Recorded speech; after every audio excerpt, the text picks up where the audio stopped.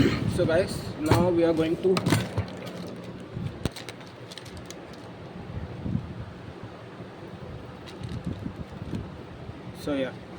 guys, we are going to revise DSTL, that is Discrete Structures and Theory of Logic.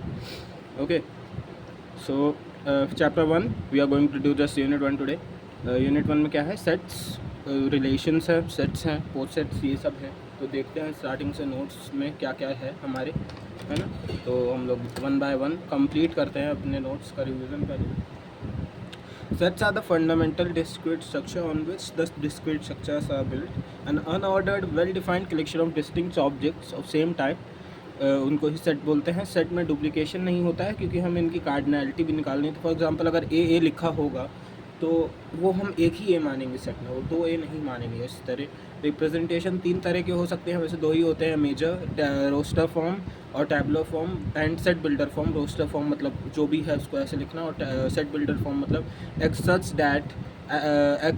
such that x is an odd or positive number less than, मतलब such that इस तरह और जो representative होता है set builder होता है. एक स्टेटमेंट फॉर्म और है जिसमें मतलब लिख सकते हैं a is equal to set of all natural number. मतलब ये कोई ऐसा डिफाइन नहीं है. Okay, classification, finite set, infinite set, null set. Null set की कार्डिनैलिटी 0 होती है.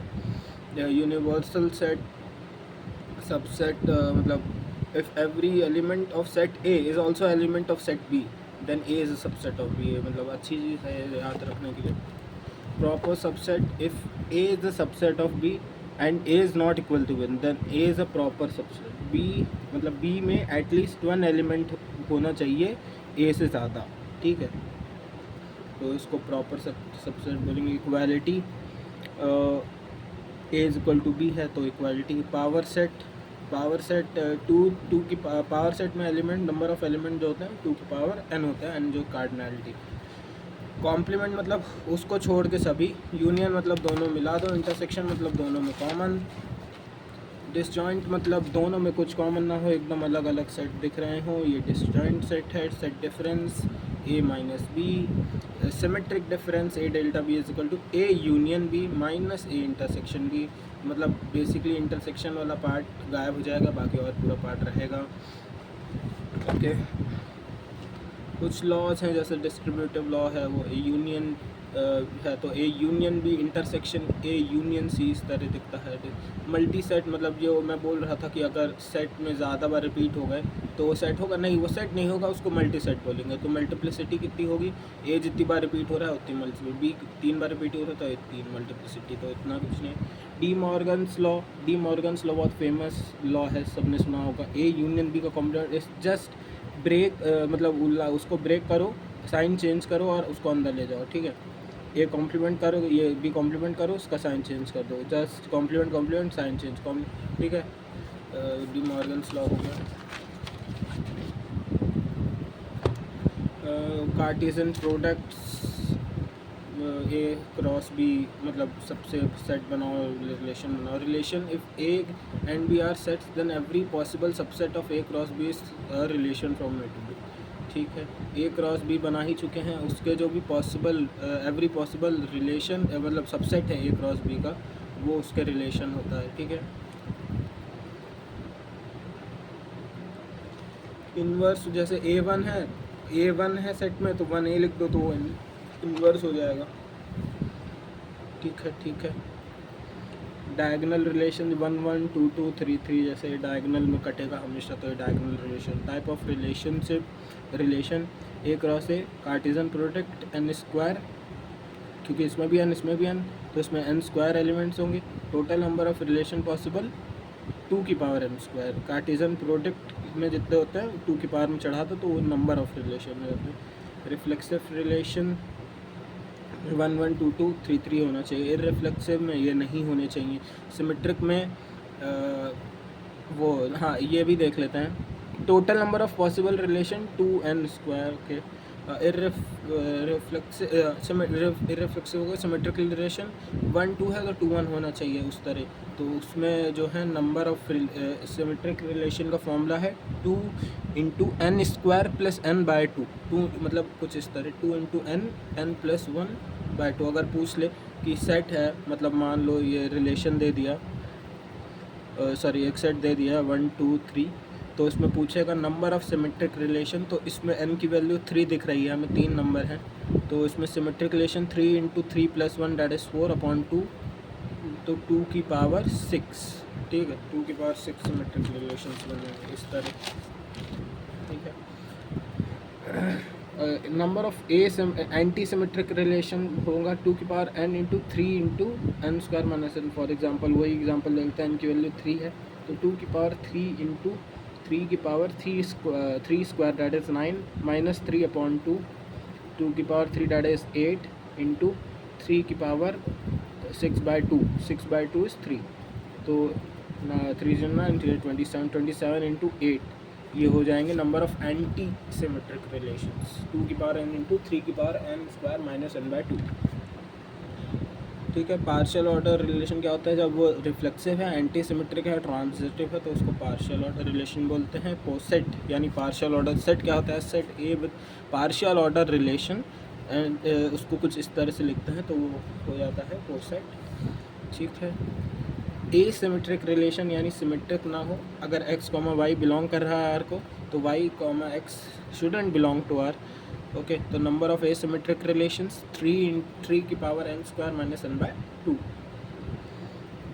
ठीक है। For n equal to 3 it will be 3 9 minus 3/2 that is 3 की power 3 that is 27, okay.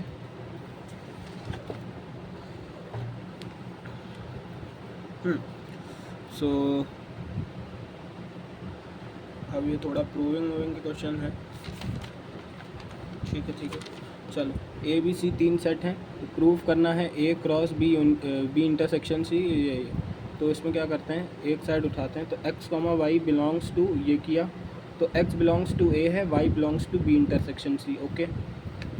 x belongs to A, y belongs to B and y belongs to C, इसको इस तरह लिखा, x belongs to A, y belongs to B, इसको एक में लिखा, x belongs to A, y belongs to C, इसको एक में लिखा, तो x, y belongs to A cross B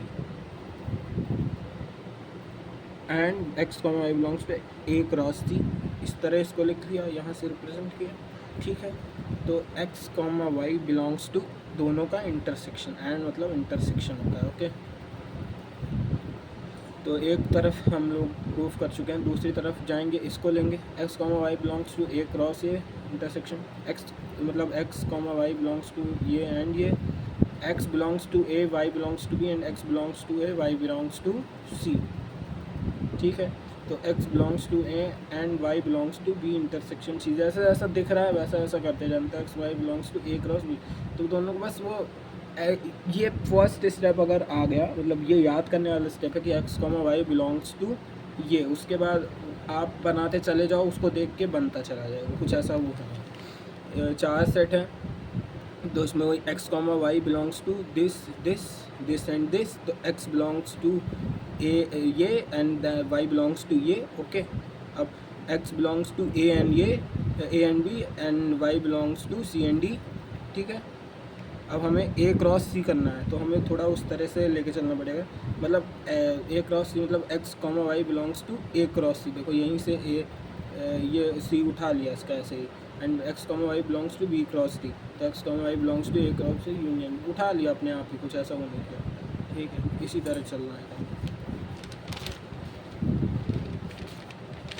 तो दूसरी साइड प्रूव करने के लिए x, y belongs to A cross C, तो x, y belongs to this and x, y belongs to this, तो x belongs to A, y belongs to C, x belongs to B, y belongs to D.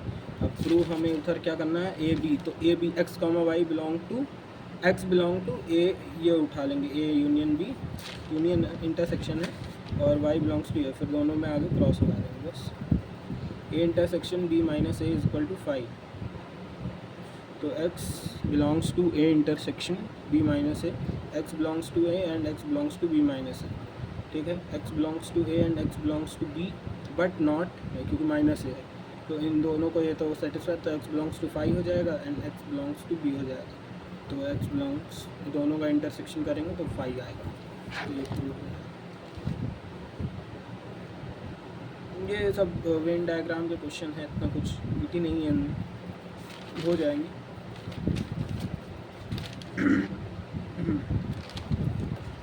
Domain ये वाले elements, range वाले, domain ये वाले elements हो जाएंगे, range ये वाले हो जाएंगे, को डोमेन ये हो जाएगा। ओके, और A minus B is divisible by 3, ये रिफ्लेक्ट इक्विवेलेंस मतलब reflexive symmetric transitive. A divisible by 3 तो A minus A 0 0 is divisible by 3। Symmetric में ए बी है, ये बहुत फालतू क्वेश्चन है, इनको क्या करें। ठीक है, ट्रांजिटिव में प्लस हो जाता है, प्लस करके कर लेते हैं। Transitive on A, let's relation and such that a by b is t if a b and b a, then r show that t is equivalence relation। t reflexive है for all a comma a belongs to a, so a comma a belongs to t। t is symmetric, a comma a belongs to t and a b and b a belongs to r, b a and a b belongs to r, so b comma a belongs to t। ठीक है, तो ये symmetric भी transitive given ही है।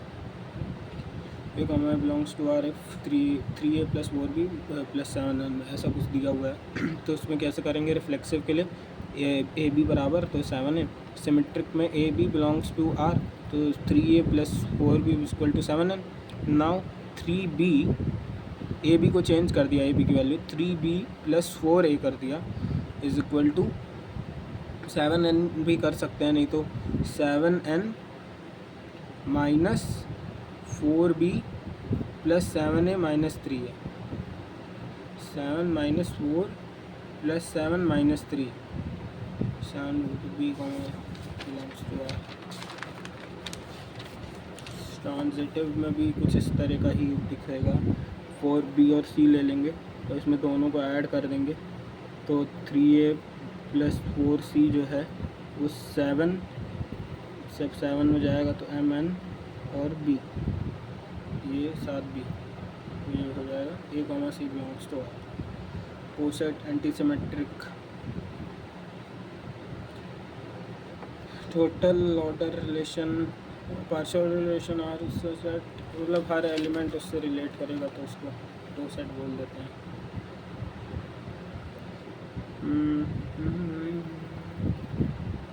ये भी कुछ ऐसा है नहीं खास। उसको कोसेट प्रूफ करना है तो रिफ्लेक्सिव के लिए के इक्वल टू 1 पे ए इक्वल टू ए, तो R reflexive. Anti symmetric proof करना है, एंटी सिमेट्रिक प्रूफ करना मतलब A is equal to B proof करना हुआ। मतलब अगर A comma B belongs to R है and B comma A belongs to R है, मतलब ये सिमेट्रिक, ये उसकी सिमेट्रिक की कंडीशन है, बट एंटी सिमेट्रिक के लिए ए इज इक्वल टू बी भी होना ज़रूरी है। उसमें अगर है तो वो एंटी सिमेट्रिक है, नहीं तो वो नहीं होगा। तो के की वैल्यू 1 डाली तो A is equal to B की power k1 and B is equal to A. अब बी की वैल्यू यहाँ से उठा के इसमें डाल दी तो A is equal to A k2 k1 जो वैल्यू 1 है, मतलब k1 बराबर k2 होगा ही, तो ए बराबर बी होगा तो एंटी सिमेट्रिक होगा। अगर ए बराबर बी नहीं होता तो एंटी सिमेट्रिक। ठीक है, a comma b belongs to r and b comma c belongs to r, so a comma c should also belong to r for transitive। ठीक, फॉर ट्रांजिटिव तो a b की power b is equal to C की power k2, b की power c की power k2 इधर से उठा के इधर रखा तो a is equal to C की पावर k1 को k बढ़ा के ले लिया, तो a comma c belongs to r भी है तो ये ट्रांजिटिव है। ठीक है, बट टोसेट नहीं है ये, क्योंकि हर एलिमेंट हर से रिलेट नहीं कर रहा है। ठीक है, X comma Y belongs to X Y, ये दो मैट्रिक्स है, X is less than Y and meaning X plus Y plus x1 x2 x3 less than, ये लेस देन इक्वल टू, मतलब टोसेट नहीं। ठीक है, तो इन दोनों में प्रूफ करना है कि ये टोसेट नहीं है। ओके, प्रूफ करो। तो ये कैसे होगा कि इनका सम जो है वो तो है, बट मैट्रिक्स जो है वो क्या बोलते हैं, बराबर चाहिए। जो हम बराबर ना प्रूफ करें तो वो एंटी सिमेट्रिक हो जाएगा, मतलब एंटी सिमेट्रिक नहीं होगा तो वो टोसेट नहीं होगा। तो हमें बस इसको बताना है कि एंटी सिमेट्रिक नहीं है। तो हमने एक एग्जांपल ले लिया कि ये मैट्रिक्स है, ये मैट्रिक्स है, दोनों का सम जो है, सम तो बराबर है पर दोनों मैट्रिक्स बराबर नहीं है तो ये कोसेट नहीं है। ठीक है, हेज़र डायग्राम क्या होता है? हेज़र diagram, Hazard diagram is a graphical representation of POSIT in which all arrowhead are understood to be pointing upwards is known as a Hazard diagram. मतलब वो नीचे से ऊपर की तरफ बनता है, ऑल्दो हम लोग ऊपर से नीचे की तरफ बना देते हैं, बट Hazard diagram नीचे से ऊपर की तरफ बनता है, ठीक है। तो for example S equal to A B C है, हमारे पास 3 एलिमेंट है, ठीक है। इनका सबसेट लेंगे तो 5 ए बी सी ए बी ये आएंगे, तो इसका हम लोग को हेजर डायग्राम बनाना है PY की, तो क्वेश्चन है आई गेस। तो A B C A C A B ये 3 है, मतलब इसको लिखने का एक तो वो भी हो गया ना कि इसको सही जगह पे कैसे बी और सी से सी निकाला और बी निकाला, ए बी का बी निकाला, ए निकाला, बी बीच में रखा है, ए और सी बीच में रखा है इधर, और इधर ए बी सी है, और इधर बी सी पहले है, ए बी इधर, ए बी ए सी इधर से किया है, इधर से हमेशा स्टार्ट किया है।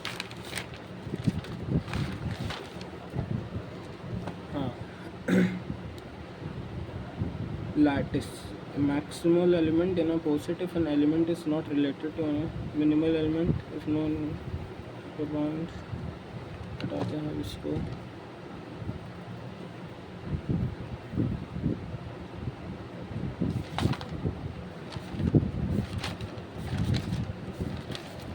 अब थ्योरी पे आते हैं, कहाँ है थ्योरी।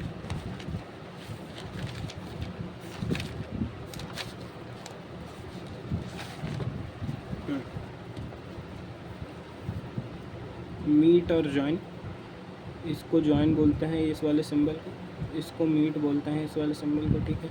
तो हमारे पास एल दिया हुआ है, लैटिस है कोई 1 2 3 5, तो हमें इसका जॉइन निकालना है, यानी वो निकालना है। जॉइन मतलब क्या होता है, लीस्ट अपर बाउंड। जॉइन मतलब लीस्ट अपर बाउंड, ये you should remember, least upper bound, ये याद करना पड़ेगा, ठीक है। जॉइन निकालने का तरीका, जॉइन लिखा जो सारे एलिमेंट्स लिखे, ठीक है। अब दो जॉइन मतलब दोनों का एलसीएम लो, 1 1 का एलसीएम 1, 1 2 का एलसीएम 2, 1 3 का एलसीएम 3, 1 5 का एलसीएम 5, 1 3 1 2 का 2, 2 2 का एलसीएम 2, 2 और 3 का एलसीएम 6, ओके। 2 और 5 का एलसीएम 10, 2 30 का तो एलसीएम 0 ही आ जाएगा, 3 1 का 3, 3 2 का 6, 3 3 का 3, 3 5 का 15। तो इन सब का एलसीएम लिखो, एलसीएम लिखा, ठीक है। लैटिस में 6 और 10 नहीं है, ठीक है, और 6 और 10 लैटिस में नहीं है, और GCD लिखा, ये सब हैं, ओके।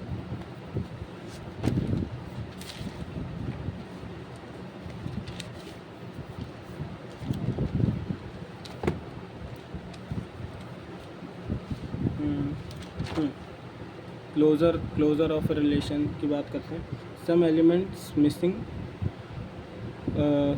तो जैसे कोई भी रिलेशन रिफ्लेक्सिव सिमेट्रिक है, इसमें कुछ एलिमेंट्स मिसिंग, जैसे ये दे दिया तो इसमें ये मिसिंग था, तो ये हमने ऐड कर दिया खुद से, तो ये उसका क्लोजर हो गया, ठीक है।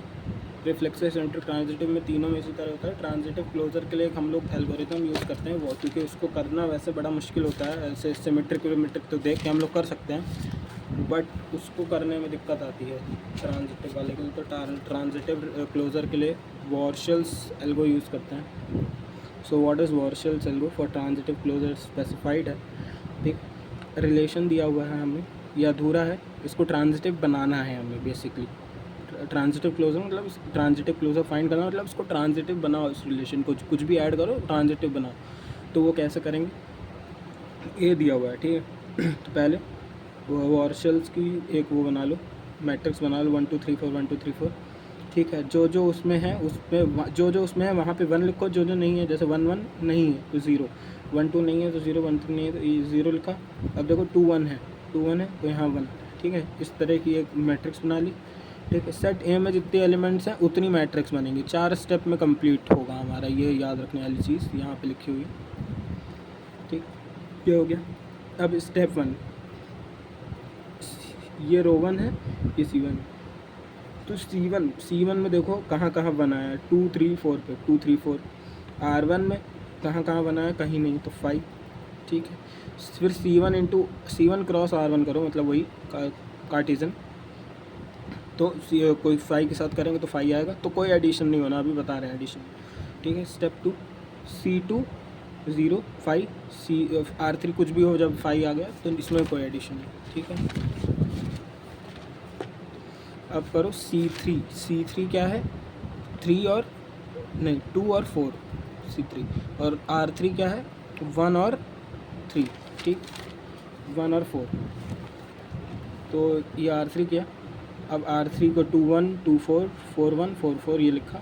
अब जो जो एलिमेंट्स नए आ गए हैं इसमें वो मैट्रिक्स अपडेट कर दो, ठीक है। ये दूसरी मैट्रिक्स हो गई ये मैट्रिक्स। अब इसके हिसाब से C4 के लिए C4 और R4 लिखो, ठीक है। C4 R4 लिखा, C4 R4 लिखने के बाद जो फिर वापस वही जो जो एलिमेंट्स नए ऐड हुए वहाँ जगह 1 1 लिखो। तो अब ये जो है 1 2 3 4 1 2 3 4 इसको इसके हिसाब से करोगे तो ये अब तुम्हारा ट्रांजिटिव क्लोजर आ गया, ये कंप्लीट हो गया। तो ये दिस इज़ द वॉर्शल्स एल्गोरिथम, ठीक।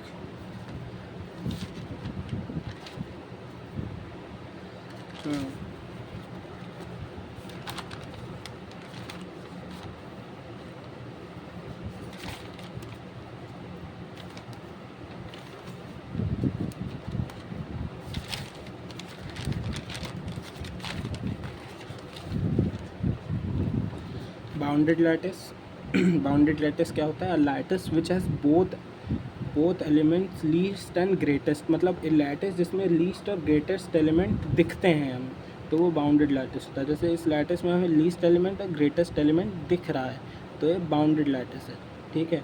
जैसे इसमें जाएंगे तो ए और बी, अब लीस्ट एलिमेंट हमें पता ही नहीं है कौन सा है, दोनों बराबर हैं, तो ये दो लीस्ट एलिमेंट आ गए बेसिकली। ग्रेटेस्ट एलिमेंट तो है बट दो लीस्ट, तो ये बाउंडेड लैटिस नहीं है बट ये है, ठीक है। कॉम्प्लीमेंटेड लैटिस क्या है, a lattice which follows A meet B and A join B is equal to 1, मतलब जिसमें 0 1, तो इस जो भी ये लैटिस फॉलो करती है उसको कॉम्प्लीमेंटेड लैटिस बोलते हैं। इसकी properties A complement B, De Morgan's, ठीक है। मॉड्यूलर लैटिस क्या है, a lattice which A meet B join C is equal to A join B meet C, ये जो फॉलो करे वो लैटिस जो है वो मॉड्यूलर लैटिस बोलेंगे, ठीक है। क्वेश्चन है D24 डिवाइड, ये D24 को डिवाइड करने के हिसाब से वो लिखेंगे 1 2 3 6 7 4, फिर उसके बाद उसका हेज़र डायग्राम बनाएंगे। तो इसको बताना है कि ये लैटिस है कि नहीं। तो इसका ग्रेटेस्ट लोअर बाउंड 6 14 का निकाला जो कि 2 आया, एंड लीस्ट अपर बाउंड निकाला वो 42 आया, मतलब यूनिक लोअर बाउंड से अपर बाउंड आ रहे हैं, तो हाँ ये लैटिस है, ठीक है।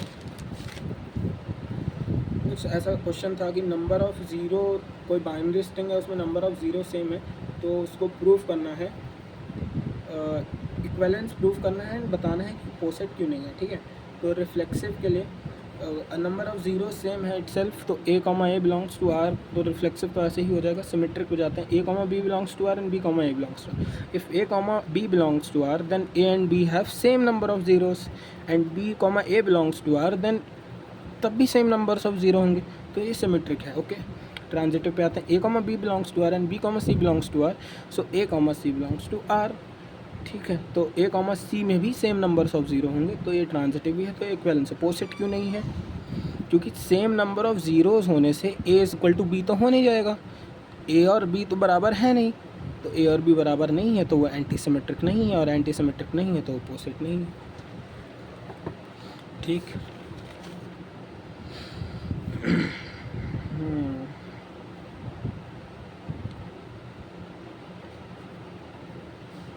ठीक है।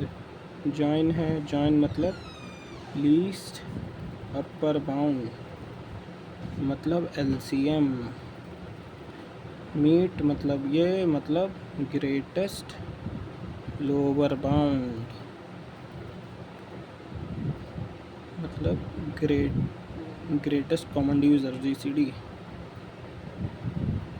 ठीक है। डिस्ट्रीब्यूटिव लैटिस, ये बहुत उसमें देखा मैंने, lattice L less than L is called a distributed if for any A, B belongs to R, वो ये करें A join B meet C is equal to A join B meet A join C, अगर ये या ये इन दोनों में से कोई भी वो फॉलो कर रही है तो डिस्ट्रीब्यूटिव लैटिस है। इसका एक एग्जांपल यहाँ पे है, ठीक है। A join B meet C equal to, इसमें प्रूफ करना है तो LHS में आते हैं A join B meet C. तो ए और पहले वो इसको ये कर लेते हैं, ठीक। LHS में आए, हाँ, तो ए जॉइन बी मीट सी, तो बी और सी का मीट, बी और सी का मीट, बी और सी का मीट क्या है, मीट मतलब ग्रेटेस्ट लोअर बाउंड नीचे वाला, तो ए है, और ए का खुद का करेंगे तो ए ही है। RHS में जाओ, ठीक। ए और बी का जॉइन, ए और बी का जॉइन खुद बी होगा, और ए और सी का मीट सी होगा। तो बी और सी का अगर हम लोग मीट करेंगे, बी और सी का नीचे वाला, तो वो ए होगा, तो ये डिस्ट्रीब्यूटिव है। थ्योरम प्रूफ आ सकता है इसका अगर आया तो, let A B C belongs to lattice where L less than L is lattice is a distributive lattice, then A meet ये, ठीक है। So A meet B join, A join B meet C is equal to A first, second,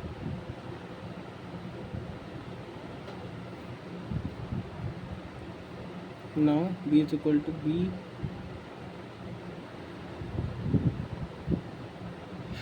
B is equal to B join B by absorption law। absorption law क्या बोलता है, B is equal to B join B से इसमें commutative law लगा देंगे तो ए भी उल्टा हो जाएगा और साइन वैसा ही रहेगा, ए भी उल्टा हो सकता है। ए और ए बी का ये क्वेश्चन में गिवन है, ए बी बराबर ए सी क्वेश्चन में गिवन है, तो उसको चेंज किया। अब इसमें वो डिस्ट्रीब्यूटिव लॉ लगा दिया, ए बी ये, ठीक है।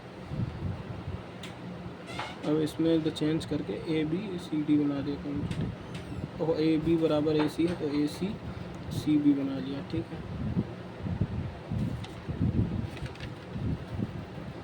इसको एक बार कर सकते हैं, सही क्वेश्चन देख देख कर सकते हैं इसका।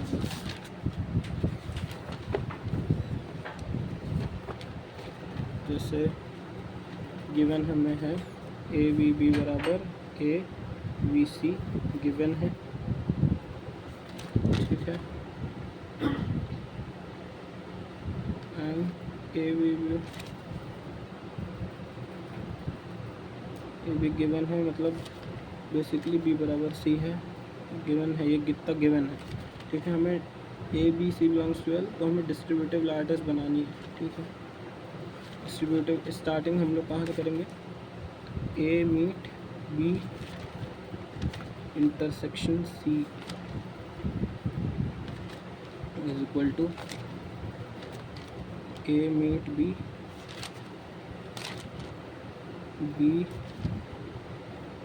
ए meet C, A join C, A B B, तो A B B A B C, ठीक है। ये फर्स्ट हो गया। सेकंड ये है, तो इसको इस तरह लिखेंगे, इसको इस तरह लिखेंगे, ठीक है। Now by absorption law B is equal to B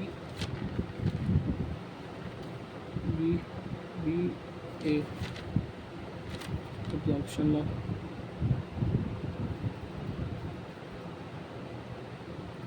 ठीक है।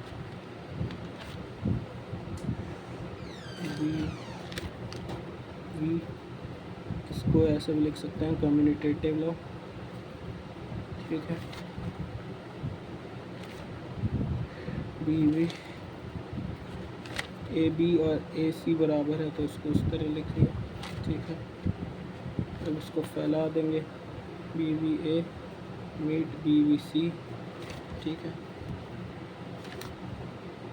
ठीक है, इसको ऐसे लिखेंगे, ए बी चेंज कर दिया कम्यूटेटिव का, इसको भी चेंज कर देते हैं सी बी को।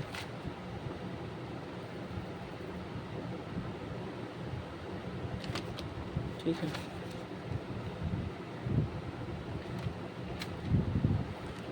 कम्यूटेटिव लॉस यहाँ तक किया। अब ए बी सी